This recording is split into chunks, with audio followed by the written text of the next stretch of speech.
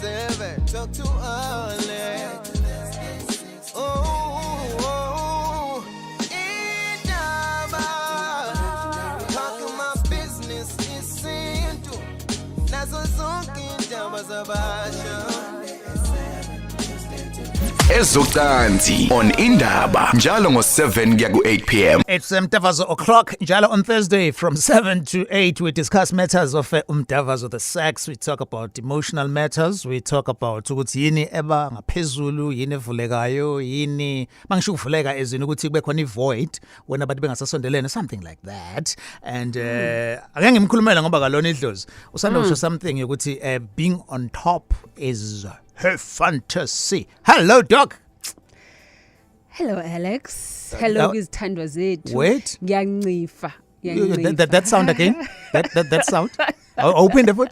Wish the way, not wish. We answer the way you're saying. Yeah. Ukubone, you know, you'll hear this. Ukuthi abanye abantu besifazane mhlawumbe into abayishoyo bebodwa athi yabona mase sivuleke kakhulu vele incife. Oh, okay. Ngiyama ukudlula umoya vele incife, you know. And so mangabe ithule bengavulekile kakhulu then iyaphautha. Okay. Are you well? I'm too well, Tiano, right? Good. Sesikhona sizokwenza umsebenzi womdavazo.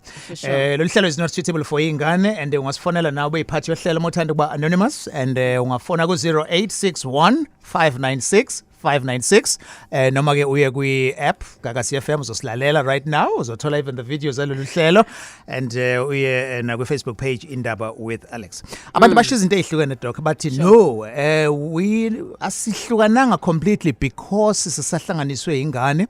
Abanye bezothi no actually mawuke wathandana nomuntu kwatholakala ukuthi unengane yomunye noma uno we should leyo relationship ayiphelile because khona into ebahlanganisa bobabili ngisho sekhanjiwe. Can that be a decent relationship yabantu aba co-parentayo? That's a topic. Sure. That's my question, Doc. Can it be? Definitely, Mtiane. Like you said earlier, okay, first is Izithandwa zethu. Oh, not first, Yes. second. No, Okay. first is Izithandwa zethu, always first. Angifike lapho ngithi Yes, kids. sure. Yeah, no, look, Mtian, definitely. Look, uma abantu abawu-2 sebehlukene, Yeah. there's always a gripe, naleyo anger, ne-resentment, whether kunane revenge, ngoba bahlukene nje, khona someone has hurt someone. Khona okuhlukanwe kade engafuni ukuthi kuhlukanwe noma ngayona ichoice yakhe. So there's always into zokwenza ukuthi kube khona omunye who is not as happy as the other. So manje if sokuba nento efana nengane that then binds them ukuthi noma ikanjani sokumele manje thina sinawe sibe ne relationship ngoba once there's a child and senithi nina nobabili you are co-parenting, that means you have to be mature about it ngoba into ebalekile, it is not about wena nama emotions akho noma ama emotions ami, it's about ingane. So ingane must take center stage ukuba safe kwengane, environment ingane ezokhula kuyona, ingane kufanele ibe nothando and singayenzi mistake ukuthi izinto eziningi sizikhiphe through ingane kanti sizama ukushaya the other partner. All right. Konde short talk, the relationship between umuntu enhlanganiswe ingane naye I akusayona nje into yenu. The question evama ukuvela ke la eyokuthi unfair na umuntu ozosebenzisa ingane exabaneni nalomuntu asebehlanganiswe yona kuphela. Example, asikhokhiwe i-school fees but lo osidemandayo can afford noma usesebenzisa ukusifuna njengokumzwisa ubhlungu. These are common stories avela kwi-open line ekutheni angakwazi ukwenza but ngenxa yokuthi usefuna ukuba spiteful. Look, I think uma sen decide ukuthi nobabili njengoba ama parents, that is why ngithi susa inkanuko zakho, susa ama feelings akho, kube strictly about ingane. And when soku strictly about ingane, number one ngento kunezinto ongafanele uzenze, akumelanga ukuthi uyuse ingane yokuthi ushaye loya. Kunomunye ozoyuza ingane ngokuthi number one angayibizi ingane, angayivakesheli ingane, angayithengeli izinto ngoba uyazi ukuthi wena mzali ohleli nayo uzohlukumezeka. Uzobona ngathi if engafuni ingane yakho then nawe akakufuni. Omunye ayuse ingane ukuthi angeke uzumvakashela ubaba wakho ube wazi ukuthi lengane yamdinga uyise noyise uyamdinga, but because uyazi ukuthi uyayifuna lengane yakhe, so you try to hold that back. Usebenzisa ingane. So again nisuke nishayana nodwa lapho, which is really wrong. The best way is find a way to communicate first. More than anything, nivumelene, yes, sihlukene, but lento is about not thina, it is about ingane, and really you have to be adult about it ngoba sometime kufanele uzithole la uzokulalele nje khona isikhathi la uzokuzithobe ucele ngoba it's not about you. Ngeke usho ukuthi ngeke nje ngizehlise ngimcela imali yengane ngizofuna bona ukuthi nami ngiyakwazi ukuzenzela. You still making it about you. You have to at some stage ukuthi umcele lo muntu ukuthi ucela ukuthi ngoba ucelela ingane. You have to at some stage umlalele naye lo muntu, and also be able to apologize if kuukuthi khona into wrong oyenzini. Sure, co-parenting akube decent, kube kahle, kube in the interest of ingane. Iphi advice ongasinikeza yona? How is your relationship now with lo muntu and co-parent naye? Mhlambe ke wena ke with that factor ufica umuntu we relationship nengane nomunye, wena uzama ukudala ipeace phakathi kwabo, kumbe you are the one devil incarnate no yonke lento eyenzekayo. Call us now 0861 596 596. Bheki Dube ePomeroy ukwindaba sabona. Sawona baba njani? Si right mfethu. Lo hlela kulona lwengane. Yes, sure Dave Bheki. Yebo. Ucala ngiyabingelela ngiyaphila ngonke. Sikhona baba. Yebo. Ngicela ukubuza lana ne relationship, let's say uthole usithi unengane zakhe. Okay. Then bekasemshadweni, but kodwa umshado lo awusahambe kahle. Wagcina usohlala naye wena. Kodwa uyasaba ukucisha umshado lo nenca ingane. Ungayenza njani manje ukuthi umconvince ukuthi no kuso uyibeke wena uqala phambili or abeke ingane phambili, I don't know. Okay, so usisi akadivorcile, ushadile nenye indoda kodwa manje usezwana nawe and uhlala nawe futhi. Okay. Now entweni enjalo it's not up to wena ukuthi umconvince ukuthi alahle lo muntu. It's very important ukuthi uthole ukuthi yini isizathu, yini le emenza ukuthi angadivorce. Mhlawumbe it's not even up to yena. You know, abantu mabeshadile uma sebe divorce kuba nezinye izinto, not just about ingane, finances, kube naloko kulwisana. Okay, number one, I think usisi if esehlala nawe uyakubonisa ukuthi okay, number one ngichoose wena. Now you've got the right ukuthi umbuze ukuthi how and when are you planning ukuthi lento uyenze ukuthi ube official nokuthi yini embambe back. So because it can be izathu eziningi engase ngikunikeze zona mina, but akuzona izathu zakhe. So it's important ukuthi ubuze yena ukuthi what is her reason yokuthi usase married namanje even though esehlala nawe. Okay. Okay, hello. Siyabonga kakhulu but right, I hope uphendelekile. 0861 596 596.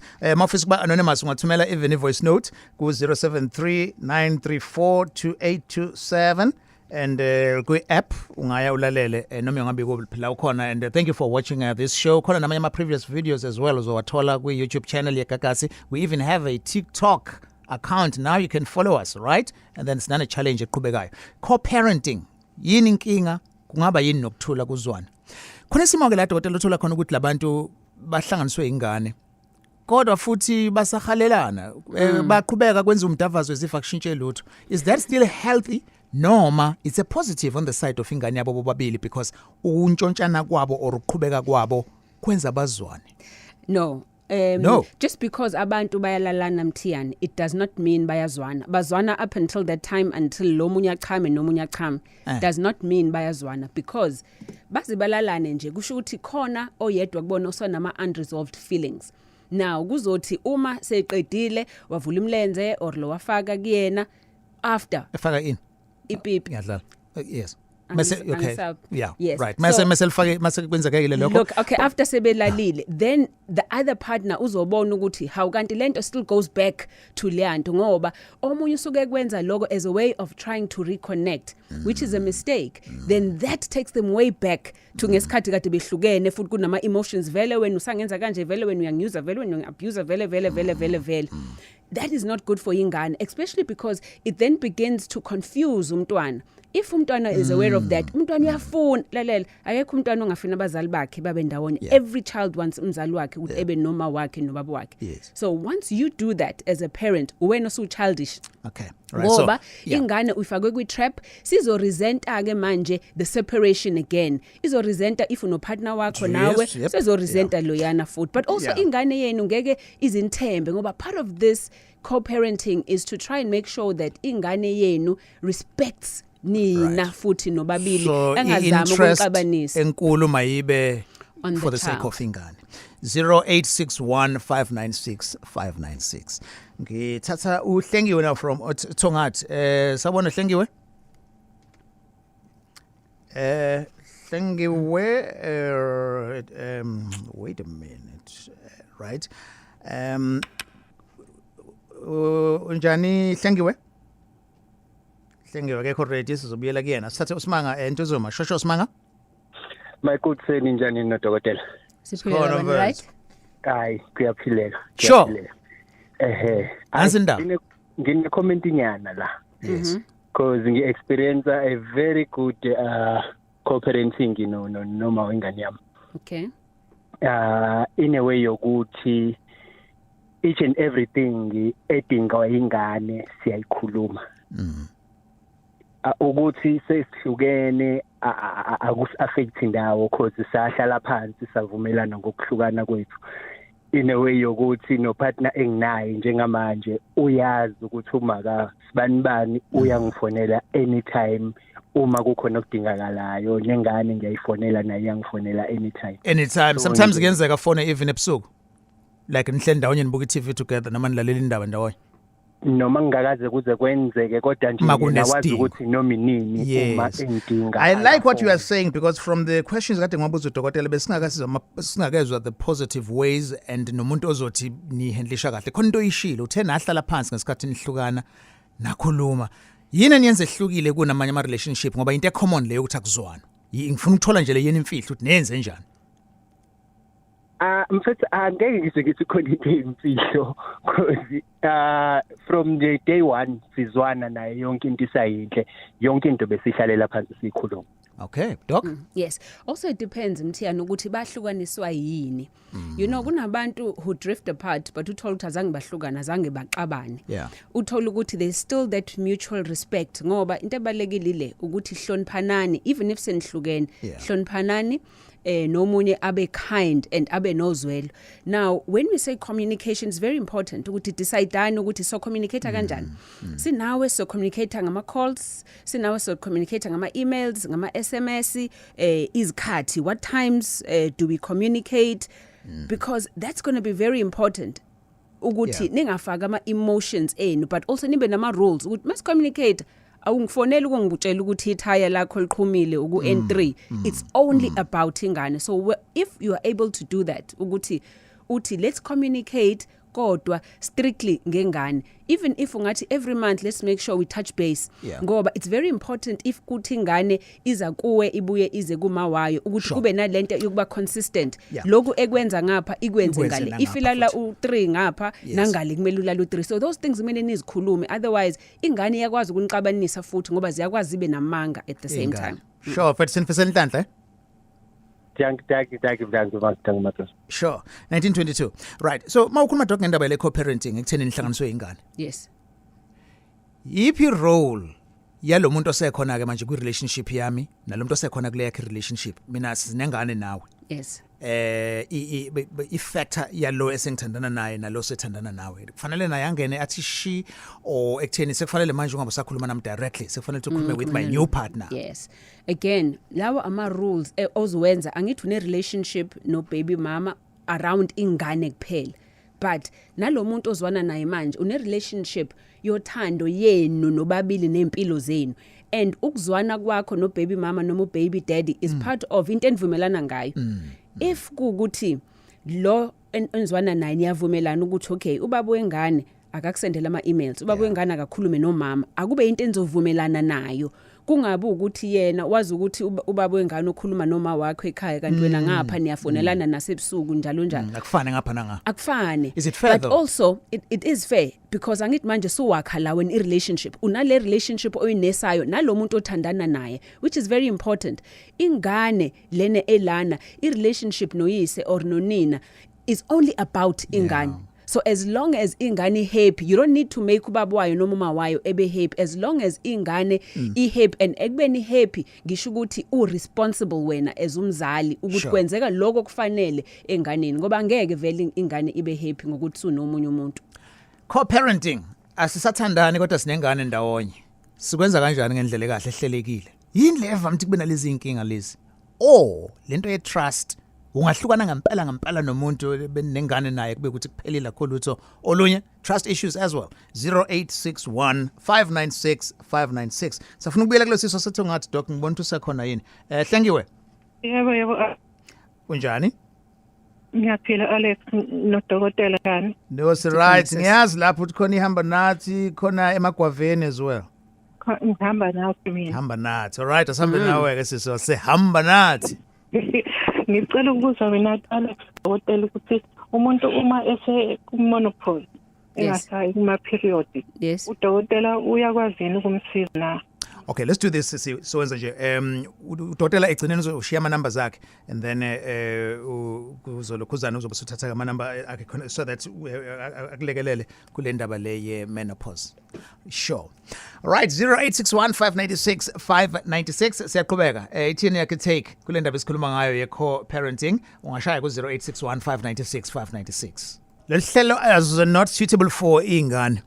Khona izinto ongamele ke sizenze ukugwema lama problems amaningi nama drama nayo yonke lento yenza ukuthi kube nasty and uthola leyo ngane igcina isi affecteka because abazali bayo abazenzi lezo zinto. Just kukho phezulu nje dokotela, what you can say the top phezulu kwezinto that we should not do must co-parent. Top, yes. Top. Wait, say that again. Top. Top. Well, I know very on what you top. you like me on top. Right, on top. Yes. Okay. Sure. Look, Alex, I would say the top thing. Top. On top, not inside. Okay. The top thing ukuthi ungayisebenzisi ingane yakho for information. Don't use ingane yakho for information. Ingathi mibuya ngale isibuya suyayibuza ukuthi hawu beninobani nenzeni nobaba bokukhona bani wenze njani wetheni ubani ubaniphekele ukudla. So do not ask ingane yakho for any information. But come on, isn't that izinto nje ijwayelekile kutheni uboyile utheni uyathanda baba omusha omncane utheni ukuthenga just zonke lezo zinto. But all of that is sourcing information ngoba ubuzela ingane. If umuntu ethe ingane uyayithanda, good for ingane, you are happy now ukuthi uyayithanda. But generally ama questions kubukunjani lapho unomoto entsha unomuzomusha unobani, because you asking for information for yourself, not for ingane. And what that does is ingane number one iyazi ukuthi le situation is not right ukuthi ubaba ungale nomunye umama ungapha nomunye ubaba. So when isilethi information ngapha lengane feels like ubetray the other parent. So when usushiya ingane yakho with this sense of into emsindayo ne guilt ngoba manje wazi yena usembethrayile lo ngoba usexoxe indaba zakhe zangalena wazozixoxa la, and ultimately what that does igcina siyenza ingane siba very insecure. Okay? But also ungakholwa yonke into eshiwa ingane ngoba because ingane yazi ukuthi kwenzekani ngale uzokafike lana kwena nezistory nje lwasiswa ngalena akasiphekeli kahle ukudla asidli besilamba. Don't jump into conclusions. You know, sometimes uzofika ingane uyibona na ukuthi angathi uzacileke namhlanje mhlawumbe ubengadli kahle. Uyabona? Don't jump into conclusions uzitshela ukuthi kushuthi ubengadli, but do address it nalomunye umzali. Uyazi nginothisa ukubani ukuthi unezilonda endaweni ethize uyazini kwenzekeni. Don't jump into conclusions ngoba futhi ingane know ukuthi once they have lied kuwena ngento eyenzakalayo ngalena wamkholwa ngeke azakuthembe nawe ngoba uyazi ukhola manga all the time. So you actually training lengane yakho ukuthi benjalo.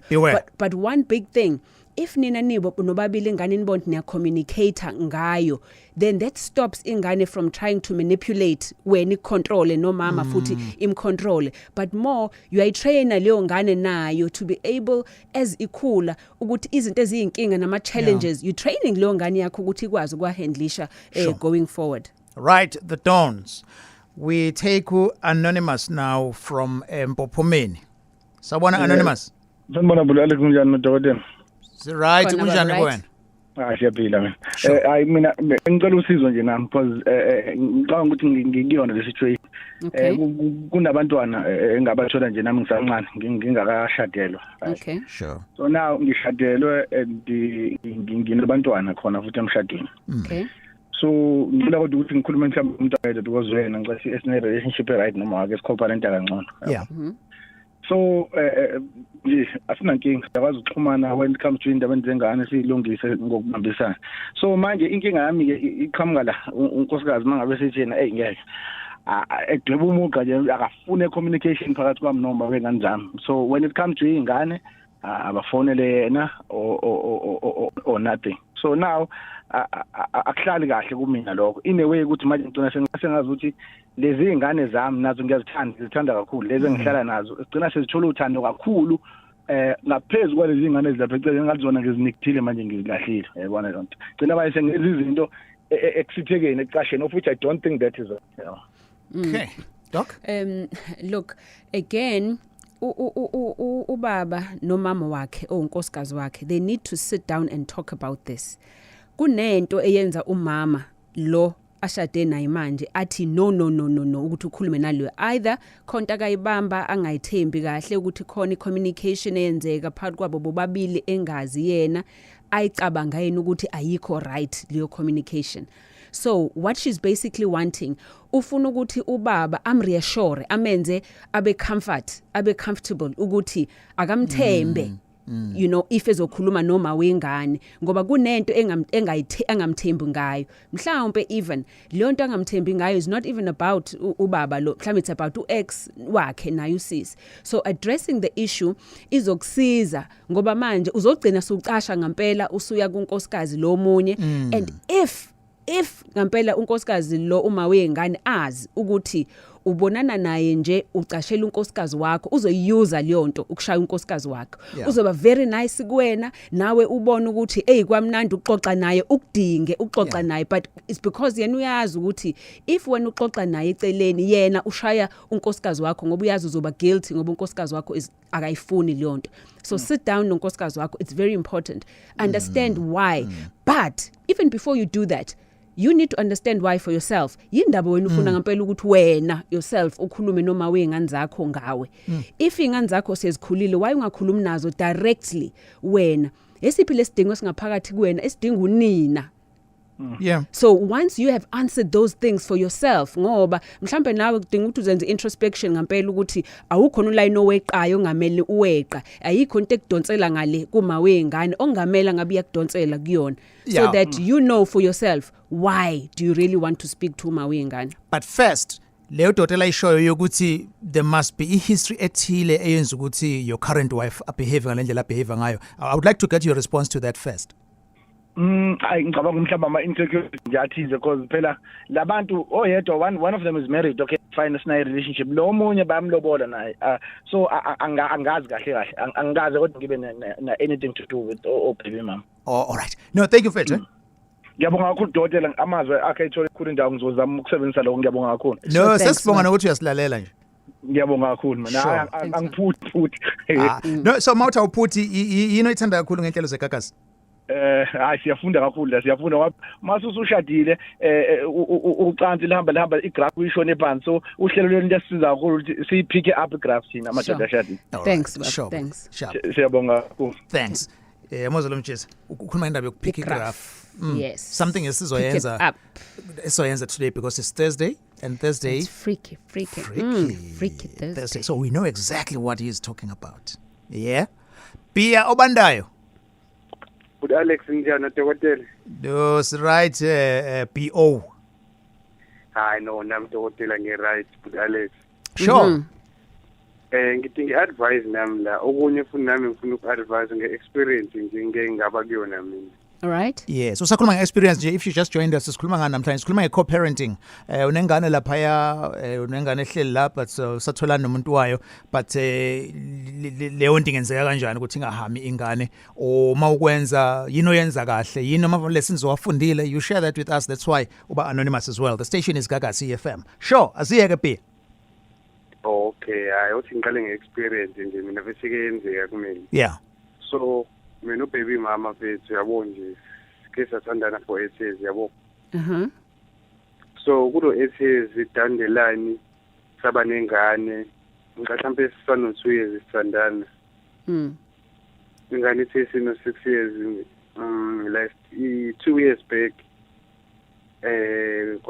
sahlukana. So ngamove on ngaba nomunye umuntu. Okay. So move on nomunye umuntu yo oshintsha ku baby mama. Mengithi ngifoni ngiyafona ngifuna ukuxhumana nengane. Athi ngana ngithengele ifoni. Athi nje futhi mina ngakwenza kwacaca lokho ukuthi mina ngikhethe intombi kuningane. Cabanga nje. Kodwa lapho besinxa ukuthi mina ngihlukene naye kodwa futhi communication ngiyafuna ukuba nayo nengane futhi ngiyisupport. Namanje kusenjalo? Yabona into engayisho njengamanje mekuthanda yena ngaleyo langa mayithandile mhlawumbe ukuthi ngifonile uyanginika ithuba ke hla futhi kodwa nje kusakenzeke lokho kanye afana mhlawumbe ukuphinde kwenzekini. Yeah. Look, sorry about that, but mhlambe engizulula kuyona, you must know ukuthi nomthetho ukhona, you know, which can also be on your side if kuukuthi lo munye umzali useyakuncisha ingane. So mhlawumbe if kuukuthi ezomndeni azikwazi ukuthi zixazulule inkinga. Again, mengiphinda kulezo mndeni, it also depends ukuthi lengane wayikhokhela yini wena, ngoba those are other things as abantu okufanele sizikhuluma ukuthi unga expect ukuba nalama rights amakhulu enganeni and yet uyikhokhelile lengane awuhlawulile nomuza ugezile kuboka ngane lihlala khona, uyabona. So some of those things balekile ukuthi uzithathe into context also. Yes, umama usuke se wrong uma eseyuza ingane ukuthi akupanishe wena, but you do have a right enganeni, but also nayo ingane ine right iyakudinga futhi ukuthi kubone njengomzali. But don't give into guilt, ngoba uma wengane khona amakhadi adlalayo mhlamba ukhokhile ngempela, kunalama khadi adlalayo to make you feel guilty khona uzomdinga ngoba empeleni wena udinga ingane, but uzama ukudoba wena ngalama khadi zena abheke wena waziyo kwama khadi akho njengendoda ukuthi you know wadlalela esifubeni yini or kuphi. Wakhokhela zonke imfanelo. Ngawugeza umuzi ngayikhokhela nengane ukuthi nje ngani mangikhuluma nobaba wakhe phela uma baby mama baba wakhe wathi phela wena ukuhlawula lokho akusho lutho, kwakufanele ingane uyilobula ingane uyilobolanga. Yeah, nice about that boy. Umuntu odeep kakhulu ezulwini. Mina ngathi ngameshawuliwe ingane mhlawumbe inali ilungelo ukuthi ibonane nobaba wayo. No, uqinisile lapho ngoba phela uma usuyilobola usuthi ayishintshe nesibongo ibe esakini. But also awukuye kubantu bomthetho ngempela so that lokuxabana kwenu kungayisindi ingane, ngoba if wena uyayifuna ngapha and nabakini bayifuna ingane bayala nayo ngalikomalumo wayo izogcina lento sihlala kabi ingane isiyigulisa ingane. So maybe awukuye kubantu bomthetho njena bezokwazi ukuthi bathambe labayana. Both of them bafuna wena ekugcineni. Sisenhlanhla mfethu and kwi open line ke sisijabule masesithole feedback doc ukuthi khambe kanjani kwi advice osuke uyinikiwe. Sikhuluma nge co-parenting now. Indaba egagasini lo hlelo is not suitable ingane 0861596596 sikumzona ukande ngezi shosho mzo. Sanibona bhuda Alex. Siyakubingelela egagasini. Ninjani dokotela? Sikhona baba right? Sure. Ngiyaphila. Ngizoqala bhuda Alex ngile company encane kwena. Yes. Nginakho ukuthi mangifonele egagasini uproducer wakho bathi hayi sizokufonela manje bangakwenzi lokho, even yesterday kwenzekile nakwezinye inhlelo. Okay, ngicela ukudlula ke lapho mfowethu. We will address that. Sizoba reporter kumphathi wabo. Sure. Okay. All right. Ayebo. Sure. Okay, kulolu hlelo enikhuluma ngalo namhlanje. Udokotela ngiyajabula indlela amphendule ngalo bhuti wa before.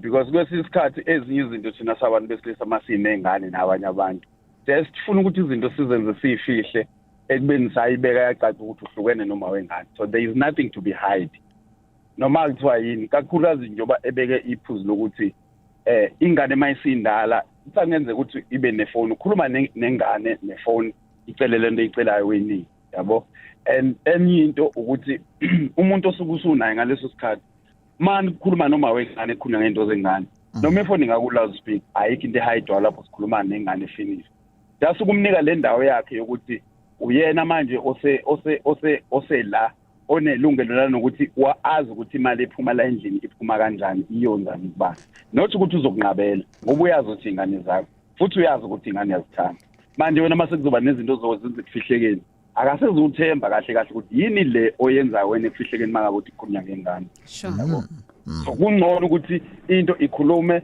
uyicacise mina nginayo uma wengane zintathu oh yeah uye yabo ibona abathathu noma ingane entathu ingane entathu kuyena uma bengane bawu2 okay so lo enginayo njengamanje ngimtshela ukuthi mangabe kufuna lo omunye nengesesahlukana naye ifoni ngibeka lapha ifake la speaker sikhulumele ukuthi sikhuluma there is nothing efishing ngikhuluma ngengane expecting something okay cool right well what contribution no questions here but ukuthi izinto zihamba kanjani uyizwa le transparency yokuthi ngisho ngangena ku bluetooth loudspeaker kumele kube kanjalo kahle kubalekile and futhi you know masukhuluma no ex wakho kufanele ube ne tone yokukhuluma naye ube ne business tone ngoba kunendlela ashu yes iba ne business tone ngoba sekuyibusiness ne business ingane ungabe ne romantic tone ungabe ne romantic tone you know ungathola umuntu masesefona sawubona Mr Mthembu Mr Mthembu ingane iphuma ke ngo3 namhlanje because inama extramural Mr Mthembu ube nosuku no even if umbizaka but nje iba naliya tone ebonalisayo angathi ukhuluma na anybody but angathi umuntu ume ifone yakhe uthi nje hello ay you know sabona makabani yebo niyaphila right ingane nehe singanisiza ngani yes okay akulungile sokwenza lokho so ngisho kumthakazela nje no what for okay what for nangu partner wakho ula eduze let's say ke wena owesilisa nangu unkosikazi wakho leceleni ufonela umthembu owamzalisa ingane menge nawe umthembu wena ngathi ngamadle ngamathiba ngabe I'm with you co-parenting right incwadi about it we have udokotela here taking us through ngishilo ukuthi ke we invite people to share their stories as well le awuthanda ngena nje ubekade sichazela ukuthi yena washaya umthetho othi athini lawo ma rules amanye they fail nakhona ke la kunama issues othola khona ukuthi lento yena the lines are blurred I would like to hear them as well ekuthini well kwahlukana but nje ubudokotela ekhuluma nje business tone formal tone not ukuthi uyathakazela ulalela indaba ekakasini lo hlelo is not suitable for ingane. Let's go through your comments. Indaba with Alex on Facebook and on Twitter at Alex Mtiane. I'm on Instagram as well. Watching this show, have your comments and even suggest topics for future discussions. This show is on YouTube channel. Thank you for watching. And in app yakho ungayithola. Nawa ama comments. Umaphum uthi mina sahlukana nanengane angifuni ukukhuluma nomuntu sesihlukene. Kuphelile since ngizovele ngihambe ngiye komunye umuntu. And then uLindani iyenzeka into enjalo kulala eqinisweni lokuthi kungabi khona ovuma ukubuyela komunye uma senihlukene isibonelo nje imina uqobo ngahlukana nawo mabe ingane siyaxhumana futhi kamnandi ayikho inkinga mina enginaye uyedwa alright then bese kuba usiya nomia into ebhlungu lenikhuluma ngayo ngoba gcina sekuhlukumezeka izingane mina nginokuzibona izinto ezinje la enkandla emvutshini then bese kuzoba uLi ngahlukana nobaba wengane yami iqala savumelana ukuthi ngeke ayilahle uzoba khona empilweni yayo kodwa ngathola incwadi ayibhala lapho athi uzohlangana khona nengane uyoyibulala manje ngisafuna ukuthi ayibone ngihlala nayo nomyeni wami ikhula kahle kakhulu ngaphandle kababa wayo then bese kuzoba kubabayi la ethi yes khona kuyenzeka ukuthi sihlanganiswe ingane uthole ukuthi sesahlukana kodwa akukho mnandi ngoba i-straight sakho sigcina singajabule kuba khona nokungathembani kodwa ke ayikho into engenziwa ngoba akekho umuntu ongalahla umuntu onengane naye sure all right and then bese kuzoba khona ke this one it's true I tried with my ex-husband put all my disappointments and hurt aside sezwana ngize ngamsiza ngokumfunela umsebenzi so he can help me with the boys asabhekanike now that he's working because after getting that job ube esekubona ukungabaleki kwami so now I just have nothing but hate for him. Oh shame you know kulogcina it's not easy for a man koqala usumdivorceile one iyamehlisa isithunzi leyo but ukuthi abe nomsebenzi uyawudinga umsebenzi but utholelo uwena sometimes ukuzihoxa kwakhe it's not because elwa nayo usisi but mhlambe he's fighting with his own image and how he sees himself as a man. Okay, right. His dignity. Yes, his dignity. So again they have to change and focus enganeni ukuthi what is important ngoba nayo usisi ubona ukuthi ngikutholela umsebenzi manje funa ngabe nice kumina. It's not about that, it's about ingane and what is important ekwakheni lo muntu ukuthi abe umuntu yabo. Wow, sisi, listen to that. Baby daddy, like ex-husband, but umtholela umsebenzi so that ezokulekelela to raise ingane nobabili. Nice. And that's the core. Yes. It's about the child. Sure. Ethanda izinto ezine-core, Lucky. Angisho ngikhokha. Alex nodokotela sanibona. Kunjani Lucky? Ngiyaphila kunjani? Usibamba kanjani lapho eSrand? Ngibamba nge-app. Befethu yazi uthini abantu bebuza ukuthi lento enhlale ngikhuluma ngayo iyenze ngapha. Just talk to me about this app thing ukuthi how convenient is it? Because awukho KZN but igagasela se KZN. Yes, actually bengilalele nayo someone from Eastern Cape nayo shilo what is listening by an app. It's actually very easy. Just download the app. It's very straightforward. Very convenient as well. Number one. You need the radio, the reception if you're far away. Yeah. Whereas le app mfethu have you picked up ukuthi kunama competition adlala kwi app kuphela mangabe ulalele eredweni ongawatholi. So meaning ukuthi uma kuukuthi ulay FM ingadonsi khona.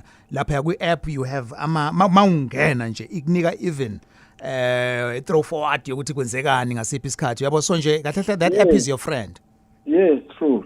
Okay, sure. Even yena ke video lolu hlelo even nane podcast malificisele phakathi uzoyibamba kule app. Asikuzweke somlakhizi. Uyazi bengifuna nje ukukhuluma the challenge yabo baba when it comes to access ebantwaneni in general. It is massive and I'm worried people are so quiet but on the side people are struggling. Yeah. They are struggling a lot and the law is not actually on our side per se but there is some progress. Like now you can register your child without the mother, and also there is a fight of the mother is given automatic custody in South Africa just because because of a gender. So it's on the constitution. I think there's some progress that are coming up there. Yeah. But angela ukuchaza futhi ukukhohlakala bongavumela ukuthi ubaba abone ingane because sine problem yesintu sibe ne section 21 ye-Children's Act. Isintu sifanele uhlawule fanele wenzeni kodwa i-Children's Act ithi you must have access to your money all the time. Whether uyakhipha imali uyakakhiphi lutho. Contradictions. Sure. Well, it's the reality yokuthi well it's a general comment dokotela ngabe siqamba manga yokuthi umthetho ufavor abantu besifazana. Look, again, umthetho is generally superior to isintu ngoba isintu is a way of life. It's not a legal kuyindlela eniphila ngayo nendlela that you govern yourself.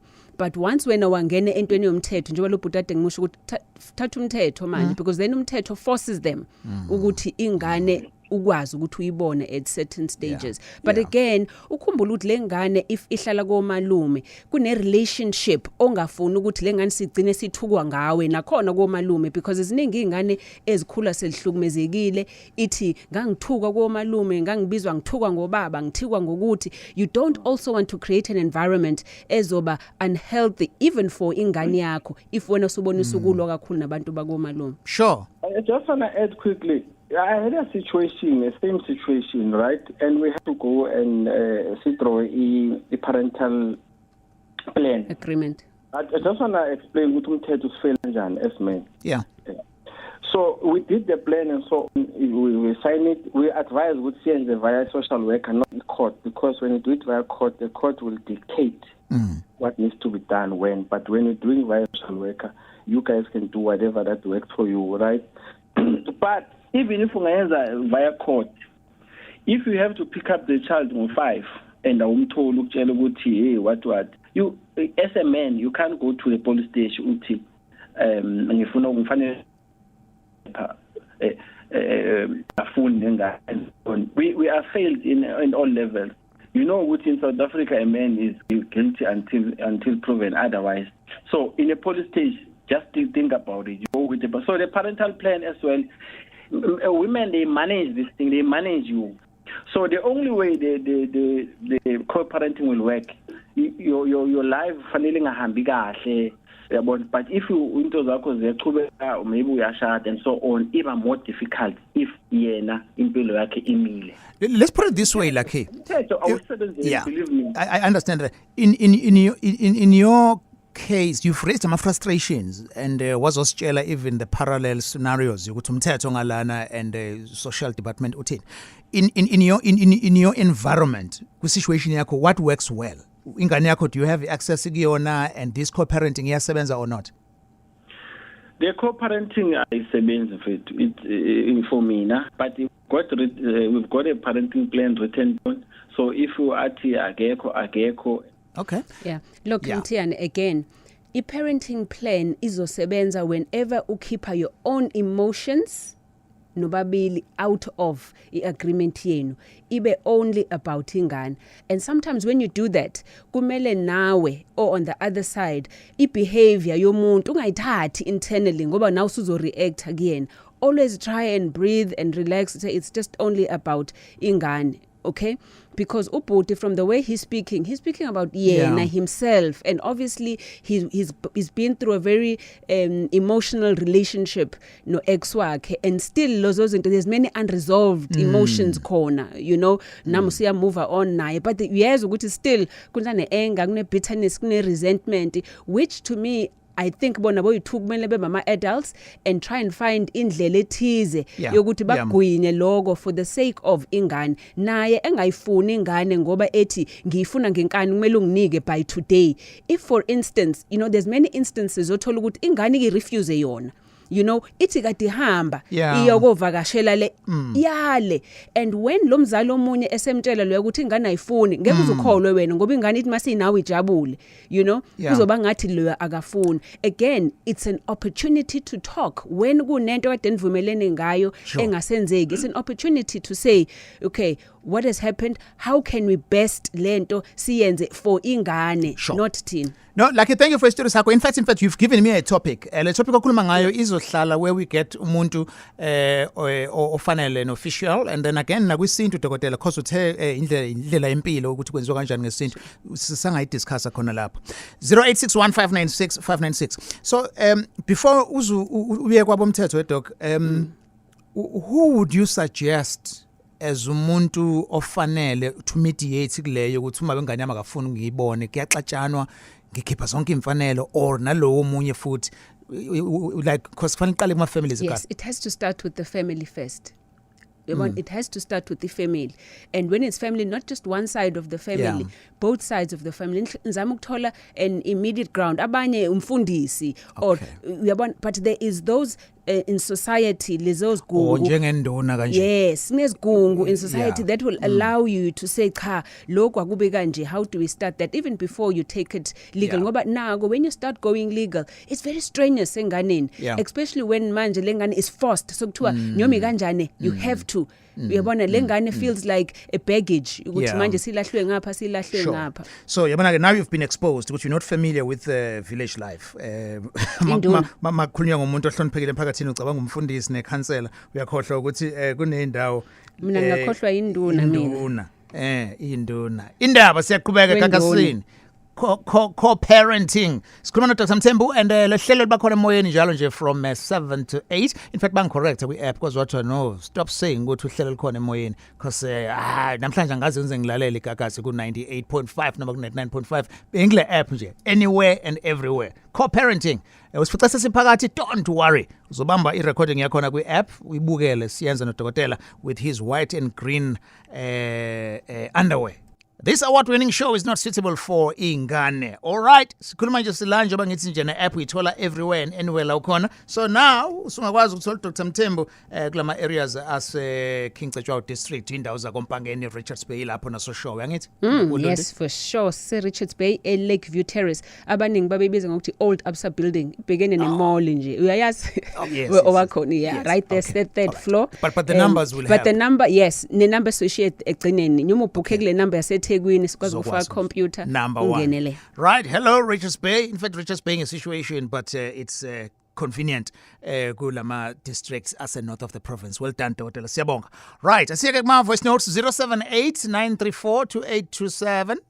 Gagas. Sibingelele thina sasikade sinenkinga singabathola abantwana sinonkosikazi abahamba bonke odokotela kodwa sithe masiqala sihamba uDr Mthembu salibona ushintsho kakhulu sesihlulekile kwezinye indawo sithe masihamba yena kulandela ama treatment akhona unkosikazi wagcine bathola abantwana sikhuluma nje kumanje ukhulele siyabonga kakhulu nani uma nifuna ukubona imangaliso sicela nize ka Dr Mthembu. Okay, siyabonga kakhulu siyakubongela mnumzane isithathe ngomunye. All right, sure. Umuntu wesimame bese ngimshalazela ayikodwa nje after first treatment hayi isidlala imile manje kwamina ngishayisa ngamahloni manje kwamama lo bengijahile nomntwana omncane hayi bese ngiyinika nje ukuthi akangathi ukudelaya kancane kodwa ngendlela esengimjahe ngayo hayi angifuni iqamba manga hayi ngeke ngiqamba manga futhi kubumahluka ukho ngabe ngiyasho ukuthi asifake more treatment hayi ngiyezwa manje ukuthi hayi ngiqale phansi ngiqale kwa hayi qale phansi. No, siyabonga kakhulu indlela yo feedback. Nala uthe uyaya khona but still laqhubeka la ngavuka usitshele again sayidinga naleyo feedback. Sengithatha Anonymous nayo Marisburg. Hello Anonymous. Yebo sabona. Yebo Anonymous, sekumukele Gagasini. Ubufisa ukuthini sesikule ndaba esikhuluma ngayo? But Alex, ngibingelele nodokotela. Ngino bhuti la engizwana naye of which unengane. Okay. Nami nginengane. The other year ngamtshela ukuthi umntwana ngihambisa kubo. The way I react ngakhona fetha wathi singamane sihlukane nokuthi umntwana mina ngihambisele. Okay, it's fine. Ngathi okay ngizothumela ubhuti wami ngamthumela ubhuti wami. This year early this year so sibe nokhilizi. Kwakulesine nje sihlukana ngaleso sikhathi sixine. So kwathi on the weekend ngiyamfonela unoma wengane wathi angihlukane naye unomfazi wakhe. I did understand the situation. Yeah. That's okay. It's fine. But today, we don't know wayidlala lento wayingayisho. I don't know what to do. You don't know what to do. Yes. Yeah. Okay. Yeah. Sisi I understand the pain yakho.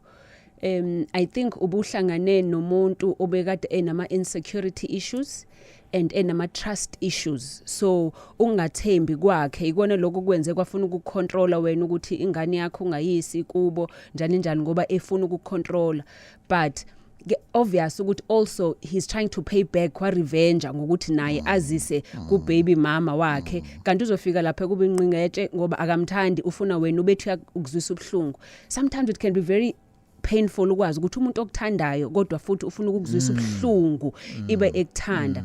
Now for me the fact that you are crying means ukuthi nawe unama emotions akhe lo bhuti, and it's important to figure out yini, is it anger, is it uthando, but let's do this Dr. to do justice to this mhlambe ngoba sina inamba yakho so inikeza udokotela so that sizokwazi ukuthi nikhulume nibonane kahle lapho. Sorry about it.